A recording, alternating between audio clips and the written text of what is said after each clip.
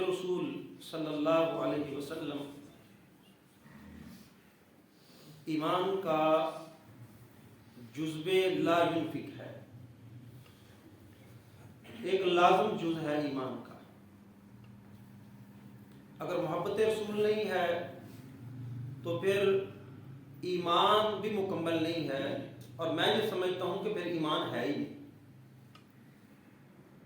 کون سچا ہے کون جھوٹا ہے محبت رسول کے اندر، یہ ایک پیمانہ، ایک جانچ، ایک پرکھ ہم پڑھ رہے ہیں، جاننے کی کوشش کر رہے ہیں۔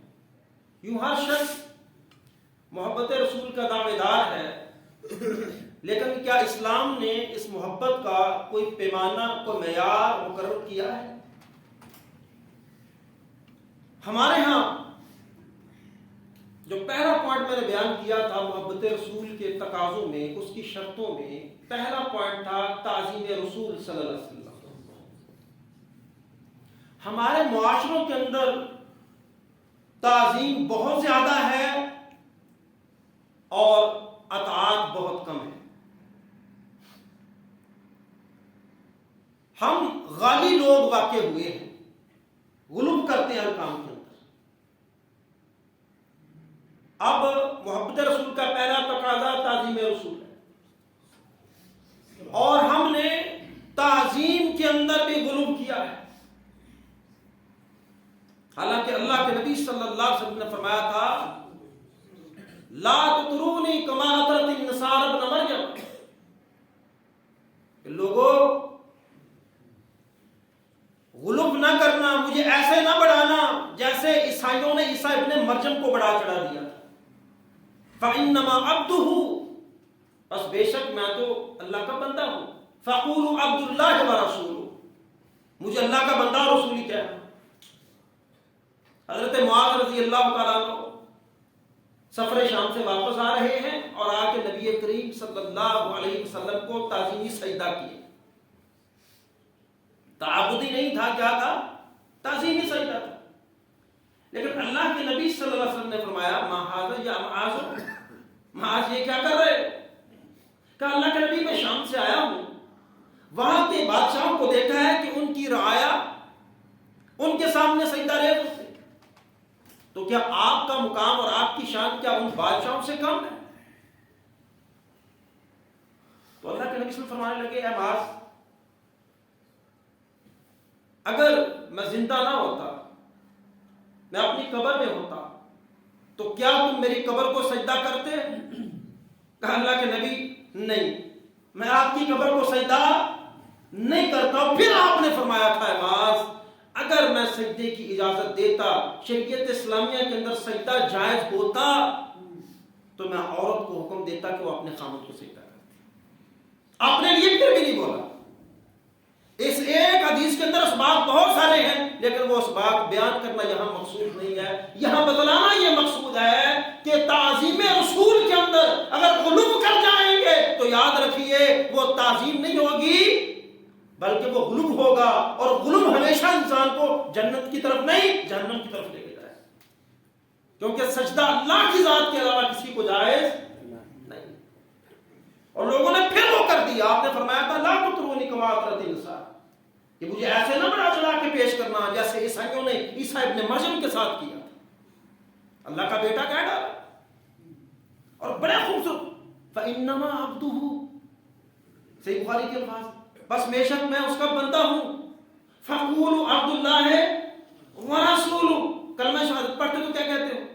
أَشْهَدُ أَن لَا إِلَٰهَ إِلَّا اللَّهُ وَحْدَهُ لَا شَرِيكَ لَهُ وَأَشْهَدُ أَنَّ مُحَمَّدًا عَبْدُهُ وَرَسُولُهُ۔ اسلام نے تو شہادت مانگی ہے اس بات کہ نبی کی نبوت اور رسالت کی شہادت دینی ہے، عَبْدُهُ وَرَسُولُهُ کے الفاظ ہیں، اور ہم نے نہ جانے، یہ علم کی دنیا کی تو بات ہی نہیں ہے، یہ جہالت کی دنیا کی بات ہے کہ محبت کے اندر اتنا غلو کر بیٹھے۔ میں سمجھتا ہوں کہ وہ الفاظ بھی بیان کرنے میرے لیے نازیبا ہوں کہ جو ہمارے بہت سارے مؤذنین مسجدوں میں اذانیں بولنے والے جو نبی علیہ الصلوۃ والسلام پر درود پاک پڑھتے ہیں تو من گھڑت درود پاک اپنی طرف سے اضافے کرتے ہیں، تو بھائی تعظیم بھی وہ جو اسلام نے سکھائی ہے، حدود و قیود جو اسلام نے بیان کر دی ہیں. ہم نے تعظیم کے اندر بھی غلو کرنا نہیں. دوسری بات جو آپ کے سامنے رکھی تھی وہ اطاعت رسول تھی. یا الذین آمنوا اطیعوا اللہ واطیعوا الرسول ولا تبطلوا اعمالکم. دوسرا تقاضا کیا؟ محبت کا اطاعت. کیا ایمان والو اطاعت کرو اللہ کی اور اطاعت کرو رسول کی. ولا تبطلوا اعمالکم، اور اپنے اعمالوں کو ضائع نہ کرو. اعمال ضائع کیسے ہوتے ہیں؟ کہ حکم اللہ کا مان لیا لیکن طریقہ نبی کا اپنایا، عمل ضائع. ایک شخص کہتا ہے جناب میں نماز ہوں 5 وقت، اللہ قرآن میں کہتا ہے اقیموا الصلاۃ، حکم دیتا ہے نماز پڑھو، میں نماز پڑھتا ہوں. لیکن اگر تیرا طریقہ وہ صلاۃ محمدی نہیں ہے، تیرا اپنا طریقہ ہے، تیرے کسی امام کا طریقہ ہے، تو یاد رکھنا اعمال کے ضیاع کا باعث ہے. تم دلو قرآن کیا کہتا ہے؟ عاملۃ ناصبہ تصلی نارا حامیہ، کہ کل قیامت کے روز صالح اعمال کر کر کے تھکے ہوں گے لوگ، ان کی پیشانیوں پہ نشان پڑے ہوں گے، لیکن جب اللہ کے دربار میں وہ اعمال لے کے حاضر ہوں گے، اللہ کہیں کہ مجھے کوئی پرواہ نہیں ہے، میں رب العالمین ہوں. تصلی نارا حامیہ، ایسے لوگوں کو جہنم میں پھینک دیا جائے گا. کیوں؟ اعمال تو کرتے تھے لیکن نبی کی سنت کے مطابق ان کے اعمال نہیں ہوتے. اطاعت رسول یہ محبت کا معیار ہے. لیکن دوسرا پہلو یہاں میں بیان کر دینا، میں نے پھر سے ٹاپک کو کیوں شروع کیا کہ دوسرا پہلو بیان کرنا ازحد ضروری. اطاعت کرو بھی، اطاعت کرو، اطاعت کرو، ٹھیک ہے مولوی صاحب جمعہ پڑھ لیا، اطاعت ٹھیک ہے، آپ نے اچھا بیان کیا، اطاعت کرنی چاہیے. سوال یہ ہے کہ زندگی کے اندر کتنے ایسے امور ہیں، کتنی ایسی سنتیں ہیں جن سے ہم اعراض کر جاتے ہیں، نبی کے حکم کو سنی انسنی کر دیتے ہیں. حکم کس کا؟ محمد رسول اللہ صلی اللہ علیہ وسلم. کائنات کے اندر اتنا بڑا اور افضل انسان آیا، حکم ان کا، اور مسلمان کی حالت یہ ہے کہ سنی انسنی کر دیتا ہے اور کہتا ہے میں اطاعت رسول کر رہا ہوں. فَلْيَحْذَرِ الَّذِينَ يُخَالِفُونَ عَنْ أَمْرِهِ أَن تُصِيبَهُمْ فِتْنَةٌ أَوْ يُصِيبَهُمْ عَذَابٌ أَلِيمٌ. کہ نبی کی نافرمانی سے ڈرتے رہنا، ایسا نہ ہو تم پر آزمائش آ جائے، ایسا نہ ہو تم پر عذاب علیم دردناک عذاب آ جائے. نبی علیہ الصلوۃ والسلام کی مخالفت کر. دو باتیں عرض کر کے آگے بڑھوں گا. پہلی بات، غزوہ احد کے موقع پر ایک چھوٹی سی جھلک ہے. اللہ کے رسول صلی اللہ علیہ وسلم کے حکم کی نافرمانی تھی، وہ بھی تساہل تھا، وہ بھی سستی تھی. کوئی بھی صحابی نبی کے بعد درجہ کن کا ہے؟ رضی اللہ عنہ ورضوا عنہ، صحابہ کرام کا درجہ. کیا ہمارا ان سے کوئی کمپیریزن بنتا ہے؟ ہماری ذات کا، ہمارے جسد خاکی کا یا ہمارے اعمال کا کوئی موازنہ صحابہ کرام کے ساتھ؟ کسی صحابی نے 50 تیر انداز ایک درے پہ مقرر کر دیے تھے، اور کمانڈر ان چیف کون ہے؟ عبداللہ ابن جبیر رضی اللہ تعالی. کہا کہ جنگ کے حالات کوئی بھی ہو جائے تم نے اس درے کو چھوڑنا نہیں چھوڑنا. اب کیا میں اور آپ گمان کر سکتے ہیں، صحابہ کے ایمان پہ شک کر سکتے ہیں کہ صحابہ نے جان بوجھ کے درہ چھوڑا؟ نہیں. وہ جو تساہل آپ کہتے ہیں مولوی صاحب، آپ ٹھیک کہتے ہیں اطیعوا اللہ واطیعوا الرسول، سنتے ہیں بہت ساری، بس کیا کرے جی سستی ہو جاتی ہے. یہی ہوا. کیا آپ مولوی صاحب کو مطمئن کر رہے ہیں یا اللہ رب العالمین کو مطمئن کرنے کی کوشش کر رہے ہیں؟ بتائیے گا. کہ مولوی صاحب خاموش ہو جائیں گے، آپ بولیں گے مولانا تساہل ہے، کیا کریں؟ اللہ مان لے گا تمہارا تساہل؟ یاد رکھیے گا، نبی کی مخالفت کے اندر دنیا کے اندر بھی سزاؤں کا سامنا کرنا پڑے گا اور آخرت کے اندر. اور اس کی جھلک کیا ہے کہ 50 تیر انداز ایک درے پہ کھڑے ہیں. غزوہ احد کے اندر تابڑ توڑ حملے، صحابہ کرام کے فتح مل رہی ہے، فتح نکل کے سامنے آ چکی ہے. کیا کہ صحابہ کرام رضی اللہ عنہم مال غنیمت اکٹھا کر رہے ہیں. اب جب آپ مال غنیمت اکٹھا کر رہے ہیں تو دشمن میدان چھوڑ کے بھاگ چکا ہے، ورنہ دشمن میدان میں ہو تو دشمن آپ کو غنیمتیں اکٹھی کرنے کی اجازت دے گا؟ وہ لڑے گا آپ سے. تو صحابہ نے سمجھا کہ رسول اللہ صلی اللہ علیہ وسلم نے تو فرمایا تھا اب تو بات ہی ختم ہو گئی، اب تو جنگ ختم ہو گئی ہے، اب نیچے اترتے ہیں، ہم بھی مال غنیمت اکٹھا کرتے ہیں. 40 صحابہ کرام درے سے نیچے اتر آئے. کیا دل کے اندر یہ خیال تھا کوئی بات نہیں نبی کی نافرمانی ہوگی تو خیر ہے؟ کیا ان کے دل میں یہ خیال گزرا بھی ہوگا؟ ایک اپنا فام تھا. بات سمجھائی کہتے چلو بات تو لڑائی تک کی تھی، اب جیت چکے ہیں، نیچے اتر کے ہم بھی مال غنیمت اکٹھا کریں. 10 لوگ باقی موجود ہیں درے. خالد بن الولید ابھی اسلام قبول نہیں کیا، اس درے کے پیچھے سے اتنا زبردست حملہ کیا، اتنا زبردست کہ مسلمانوں کی ہوا اکھڑ گئی. وہ جو غنیمتیں اکٹھی کرنے والے تھے وہ میدان چھوڑ کے بھاگنے لگے. اور قرآن نے سورہ آل عمران نے پتہ کیا نقشہ کہتا ہے؟ استصعدون ولا تلبون على احد والرسول يدعوكم في اخراكم. اس وقت کو یاد کرو کہ جب تم میدان کو چھوڑ کے بھاگ رہے تھے اور نبی صحابہ کرام کی ایک جماعت میں کھڑے تمہیں پیچھے سے پکار رہے تھے اور تم کسی پر بھی نہیں پلٹتے تھے، تم بھاگ رہے تھے. کیا وہ جو 50 تیر انداز تھے درے پر موجود تھے، عمدن رسول اللہ صلی اللہ علیہ وسلم کی نافرمانی کی تھی؟ ایک اجتہادی کیفیت تھی نا کہ کوئی بات نہیں، فتح تو مقدر ہو گئی. ہم زندگی کے اندر کتنی نافرمانیاں کر گزرتے ہیں اور کہتے ہیں میرے دماغ کے اندر، میرے دل کے اندر اضطراب پیدا نہ ہو، بے چینی پیدا نہ ہو، سکون رہے، گھر میں خیر و برکت آ جائے، سارے معاملات ٹھیک ہوتے چلے جائیں. میرے بھائیوں میں بتاتا ہوں آپ کو، آپ کی پریشانیوں کا سب سے بڑا حل اطاعت رسول صلی اللہ علیہ وسلم. زندگی کی ہر معاملے. کیا ہمیں شرم نہیں آتی؟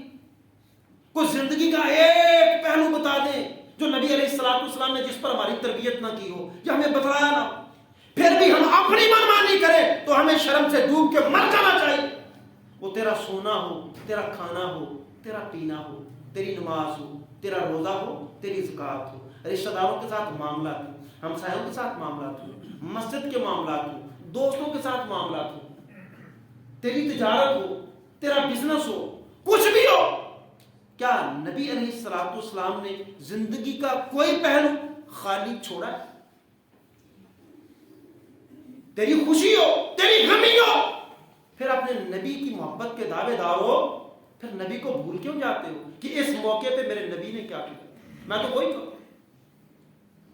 میں چھوٹی سی مثال دیتا ہوں، آپ میں سے بہت سارے نہیں کرتے. مثال دے کے اپنی بات کو آگے بڑھاؤ. کتنی میتیں اپنے ہاتھوں سے دفناتے ہو؟ کتنی میتیں اپنے ہاتھوں سے دفناتے ہو؟ اور دفناتے ہو کہ نہیں دفناتے؟ کتنے علماء کرام ہیں جو بلند آواز سے جنازہ پڑھانا سنت سمجھتے ہیں اور آپ بھی اس کو درست سمجھتے ہیں. اور عبداللہ بن عباس نے فرمایا تھا کہ یہ سنت اور حق ہے اور میں نے رسول اللہ صلی اللہ علیہ وسلم کے پیچھے جنازہ پڑھا، آپ ایسی بلند آواز سے دعائیں کر رہے تھے. کتنے آپ میں سے آستہ بھی جائز ہے، آستہ بھی درست ہے، لیکن بلند آواز سے جس کو جنازہ نہیں آتا بیچارے کو، امام صاحب دعا کریں تو آمین تو کہہ سکے گا. میت کو قبر میں رکھتے ہو، کتنے لوگ ہیں جو میت کو قبر میں رکھتے ہوئے بسم اللہ وعلی ملت رسول اللہ پڑھتے ہیں؟ کتنے لوگ ہیں؟ نکاح کے موقع پہ سارے جاہل آگے ہوتے ہیں، وہ بتا رہے ہوتے ہیں کہ تم نے اپنا کتنا دینا کتنا نہیں دینا، اور میں نے تو قبروں میں میرا کام سے ایکسپیرینس اتنا ہی رہا. بالکل پکا بے نماز انسان جو قبریں کھودنے کام کا آدمی ہے، اللہ تعالیٰ اس کو بھی ہدایت دے دے. اللہ نے کوئی چیز بیکار پیدا نہیں کی. تو مینوں کہنا مولوی صاحب کہیں پھٹ گیا قبر کڈو ہے تو جی کرے تے مولوی صاحب کا مقدر ہوئی بنتے ہیں، وہ طاقتور جہاں. لیکن مسئلہ یہ ہے کہ جب بعد مسئلے اچھا دیکھو سلیٹ تک کلمہ لکھو، فٹافٹ کلمہ لکھو، کلمہ لکھو. کون کہہ رہا ہے؟ وہی گورکن. کون کہہ رہا ہے؟ وہی گورکن. مولوی صاحب موجود ہیں. اچھا میں نے مولویوں کو بھی دیکھا ہے ہر طرح، ظاہر ہمارے مسلمان بھائی ہیں تو جنازے میں جانا چاہیے. میں اتنا متشدد مولوی نہیں ہوں جو کفر کا فتویٰ لگا دوں کہ حرام ہے جنازہ. مولوی صاحب سلیٹ پہ کلمہ لکھ رہے ہیں اور ان کو کلمہ لکھنا نہیں آ رہا. بندہ لپٹ آئے کوئی نہ پوچھنا کلمہ لکھنا. کئی مولویوں کو میں نے دیکھا پاس کھڑے ہوئے، ان کو بیچاروں کو خود کلمہ لکھنا نہیں آ رہا. یہ اور باتیں بسم اللہ وعلی ملت رسول اللہ. زندگی کے ایک ایک عمل کو بتاؤ کہ نبی نے تربیت نہ کی. جب وہاں اپنی سوچ فکر کو داخل کر دیں گے تو ہمیں شرم نہیں آتی. یہ ہر نبی علیہ السلام نے کیا پڑھا ہے, نبی علیہ السلام نے کیا کیا, وہ سوئے کیسے تھے, وہ اٹھے کیسے تھے, وہ لیٹے کیسے تھے, ان کا کاروبار کیسا تھا, ان کا اخلاق کیسا تھا. زندگی کے ہر موڑ پہ یہ ہے محبت کا معیار اور پیمان. حارث ابن عبداللہ بن عوف وہ عمر فاروق رضی اللہ تعالیٰ عنہ سے ملے. سنن ابو داؤد کے اندر یہ روایت موجود ہے. تو کہتے ہیں مجھے ذرا بتاؤ کہ ایک عورت حج پہ ہو, مسئلہ پوچھ رہے ہیں. کس سے؟ عبداللہ, حضرت حارث بن عبداللہ. کس سے؟ عمر بن خطاب رضی اللہ عنہ. عورت حج پہ ہے, اس نے طواف کیا, طواف زیارہ. اب وہ اس کے ایام شروع ہو گئے. اس کے بارے میں کیا ہوگا؟ فرمایا اس کا آخری عمل طواف ہی ہونا چاہیے. تو حارث ابن عبداللہ کہتے ہیں میں نے اللہ کے نبی صلی اللہ علیہ وسلم سے بھی پوچھا تھا, انہوں نے بھی یہی بات کی. تو عمر ابن خطاب غصے میں آ گئے. کہتے ہیں کہ اللہ کے نبی صلی اللہ علیہ وسلم سے مسئلہ پوچھنے کے بعد پھر تم میرے پاس آنا مسئلہ پوچھنے, تیرے ہاتھ ٹوٹ جائیں کہ میں ان کی مخالفت کروں. فَلْيَحْذَرِ الَّذِينَ يُخَالِفُونَ عَنْ أَمْرِهِ, ڈرنا چاہیے ایسے لوگوں کو کہ جو اللہ کے نبی کی مخالفت. ہمارے مولوی اور مفتی کتنے ایسے مسئلے ہیں جو اپنے امام کے بتائے گئے مسئلے پہ فتویٰ دے دیتے ہیں, جبکہ اس کے مقابلے میں صحیح حدیث موجود ہوتی ہے. ہم ڈر جاتے ہیں, نہیں جی میرے امام صاحب نے یہ فرمایا. اللہ کی قسم ہے ہمیں آئمہ کی نیتوں پہ شک نہیں ہے, ہمیں آئمہ کی جو دین کی خدمات ہے, اللہ کی قسم ہے یہ ممبر رسول ہے, کوئی شک نہیں ہے. لیکن جو بات امام تک نہیں پہنچ سکی, نبی کی حدیث تم تک, اور یہ بھی سوال اٹھایا جائے گا اچھا جی امام تک نہیں پہنچ سکی. جی نہیں پہنچ سکی. علم کل اللہ کی ذات, اور پھر اس زمین پر سب سے بڑا عالم وقت کا نبی ہوتا ہے. نبی بتا, نبی بتا, نبی کے بعد تو کہے نا فلان شخصیت علم کل ہے, وہ جھوٹ بول. عمر فاروق اور ابو بکر صدیق جو نبی کے ساتھ رہنے والے تھے, کتنے مسئلے ایسے ہیں کہ جن میں انہوں نے یا تو اجتہاد کیا, جب صحیح حدیث پہنچی تو اپنے مسئلے سے رجوع کر. اور دنیا کے اندر ابو بکر سے بڑا امام آیا, بتاؤ نا. ابو بکر تو اپنے مسئلے سے, اپنے بیان کردہ مسئلے سے, اپنے دیے گئے فتوے سے حدیث آنے کے بعد رجوع کر لیں. اور آج کے مولوی صاحب اپنے امام کی بات کو نہیں ٹھکراتے نبی علیہ السلام کی حدیث کے ساتھ. اچھا تو نے نبی سے مسئلہ پوچھا, پھر تیری جرأت کہ تو عمر سے بھی مسئلہ پوچھے کہ عمر نبی کی مخالفت کر بیٹھے. یہ ہلاکت نہیں؟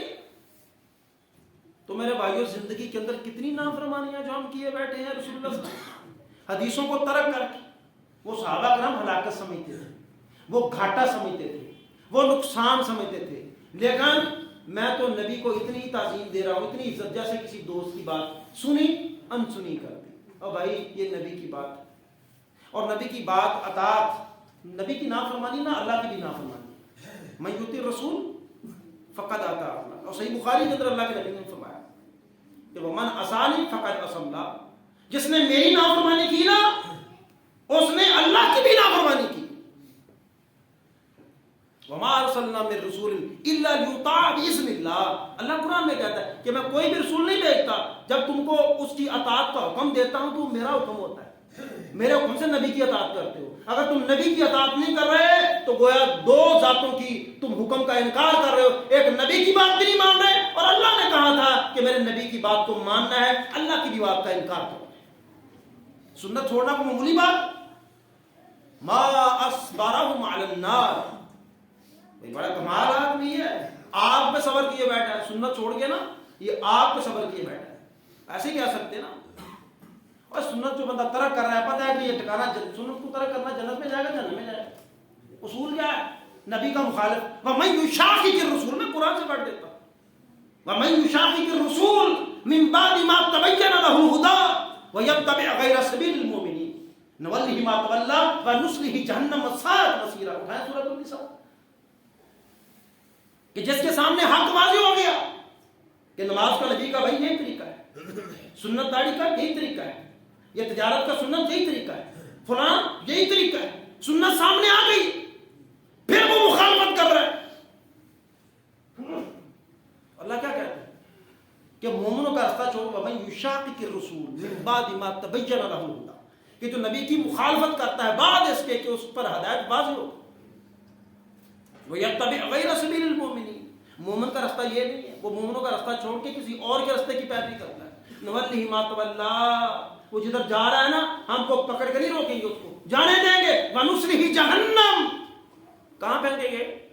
جہنم، وَسَاءَتْ مَصِيرًا، جو بڑے برا ٹھکانہ۔ نبی کی سنت چھوڑنے والا آرام کر رہا ہے، کوئی بات نہیں، عمل کر لیا تب بھی ٹھیک ہے، نہ کیا تب بھی ٹھیک ہے، ویسے میں پکا محب رسول ہوں، عمل کروں یا نہ۔ صحابہ ہم سے بڑے محب رسول تھے، لیکن دنیا میں بھی جو سمجھتے تھے کہ نافرمانی کی تو دنیا میں بھی نقصان ہے اور آخرت کے اندر بھی نقصان ہے۔ تیسری بات، قلبی محبت، یہ دو باتیں کلیئر ہوگی۔ محبت رسول کے تقاضے، پہلی بات کیا تھی بھلا؟ میں سبق پڑھانا انشاءاللہ تم یاد کروانا ہے۔ پہلی بات تعظیم رسول، جہاں نبی کا نام آ جائے، میں نے یہ پچھلے خطبے میں عرض کیا تھا، مجلس بنی ہوئی ہے، لوگ باتیں کر رہے ہیں، ایک صاحب درمیان اللہ کے نبی، جب اللہ کے نبی کی بات آ گئی نا، چپ، خاموش، سنو اب وہ کیا کہتا ہے۔ بات کس کی ہونے لگی ہے؟ اللہ کے نبی، آنکھیں جھک جائیں، کان تیار ہو جائے بات سننے کے لیے، یہ ادب۔ اور دوسری بات اطاعت رسول۔ نمبر 3، قلبی محبت۔ اور قلبی محبت کیا ہے؟ فَلَا وَرَبِّكَ لَا يُؤْمِنُونَ حَتَّى يُحَكِّمُوكَ فِي مَا شَجَرَ بَيْنَهُمْ ثُمَّ لَا يَجِدُوا فِي أَنفُسِهِمْ حَرَجًا مِّمَّا قَضَيْتَ وَيُسَلِّمُوا تَسْلِيمًا۔ قرآن کی یہ جو آیت ہے نا سورۃ النساء، اس کا پس منظر عروہ ابن زبیر رضی اللہ تعالیٰ بیان فرماتے ہیں، کہتے ہیں جو میرے باپ ہے نا زبیر، ان کا ایک اور ایک انصاری کا جھگڑا ہو گیا کھیت پہ نہانے پہ، پانی لگانے پہ جھگڑا آ گیا۔ ہم بھی وہ نہری پانی لگاتے ہیں نا، پہلے میری پیلی تو پھر اگلے دی پیلی، تو وہ کہتے ہیں کہ جھگڑا ہو گیا، تو مسئلہ پیش ہوا رسول اللہ صلی اللہ علیہ وسلم کے سامنے کہ ہمارا پانی پلانے پہ جھگڑا ہے کہ پہلے پانی اپنے کھیت کو کون پلائے گا۔ تو اللہ کے نبی صلی اللہ علیہ وسلم نے فیصلہ فرمایا، کہا زبیر پہلے تم اپنے کھیت کو پانی پلاؤ۔ اب اس فیصلے پہ انصاری نے اعتراض کیا، فیصلہ نبی کا ہو، فَلَا وَرَبِّكَ لَا يُؤْمِنُونَ حَتَّى يُحَكِّمُوكَ، تیرے رب کی قسم ہے یہ لوگ اس وقت تک مومن نہیں ہو سکتے کہ جب تک آپس کے جھگڑوں کے اندر آپ کو فیصلہ نہ مان لیں، آپ کو فیصلہ اور صرف فیصلہ نہیں کرنے والا مان لیں، بلکہ جو آپ فیصلہ سنا دیں، ثُمَّ لَا يَجِدُوا فِي أَنفُسِهِمْ، یہ دل کی محبت ہے کہ اوپر اوپر سے تو ماننا ہی پڑے گا، دل بھی تمہارا مانے کہ نبی کا فیصلہ من مان ہے، پھر دل میں تنگی محسوس نہ ہو، دل میں بھی محبت ہو، میرے نبی کا فیصلہ آ گیا، اس کے بعد منڈے کی شادی ہے، میت ہے، خوشی ہے، غمی، اپنے فیصلے نہیں، نبی کا اس معاملے میں فیصلہ آ چکا ہوا ہے، میرا نہیں، نبی کا فیصلہ۔ ہاں پھپھی کا پتر جو ہے زبیر، کیا کہنے لگا انصاری، زبیر تو آپ کے پھپھو کا بیٹا ہے نا، اس لیے کہا کہ ہاں زبیر پہلے تم پانی پلاؤ۔ اب اللہ کے نبی سے پہلے گنجائش ہوگی، ایک ہوتا ہے رعایت اور ایک ہوتا ہے انصاف۔ اب بات سمجھ آ رہی ہے؟ ایک ہوتا ہے رعایت، کسی کو چلو فیصلے کے اندر تھوڑی رعایت دے دینا کہ چلو یہ بھی فائدہ اٹھا لے۔ اب جب اس نے اعتراض کیا نا، ہاں پھپھی کا بیٹا اس لیے کہا ہے نا پہلے تم پانی پلاؤ، اللہ کے نبی نے فرمایا زبیر تیرا پورا حق ہے، پانی روک، اپنے کھیت اپنے باغ کو سیراب کر، یہاں تک کہ پانی مڈیروں تک آ جائے، جب تیرا باغ خوب بھر جائے پھر اس کے لیے چھوڑ، پھر اس کے لیے۔ اور نبی کے فیصلے پر اعتراض ہو، نبی کے فیصلے، اور میرے بھائی یہ وہ انصاری نہیں تھا کہ صرف اس کو اعتراض تھا، اعتراض آپ کو بھی ہے، اعتراض ہمیں بھی ہے، زندگی کے کتنے مسئلے ہیں کہ جہاں نبی کا حکم آ چکا ہے لیکن ان کو چھوڑ کے اپنی بات مانتے۔ اللہ کی قسم ہے وہ لوگ داد تحسین کے قابل ہیں. اللہ کی قسم ہم ان کی مجلس میں بیٹھتے ہیں نا, کھانا کھا رہے تب بھی کہتے نہیں یار سنت تو اس طرح ہے, بات کریں نہیں یار سنت تو اس طرح ہے, نہیں یار چلنا تو ایسے چاہیے, نہیں دوست بیٹھنا تو ایسے. اللہ کی قسم ہے یہ وہ مجلسیں ہیں جہاں الحب للہ والبغض فی اللہ, محبت بھی اللہ کے لیے ہوتی ہے اور ناراضگیاں بھی کس کے لیے ہوتی ہیں, اللہ تعالیٰ کے لیے, کیونکہ یہ نبی سے محبت کرنے والا ہے. یار ہر بات پہ سنت کی بات کرتا ہے, ہر بات پہ کہتا ہے نہیں میرے پیارے نبی نے تو ایسے نہیں کیا جیسے آپ کر رہے ہیں.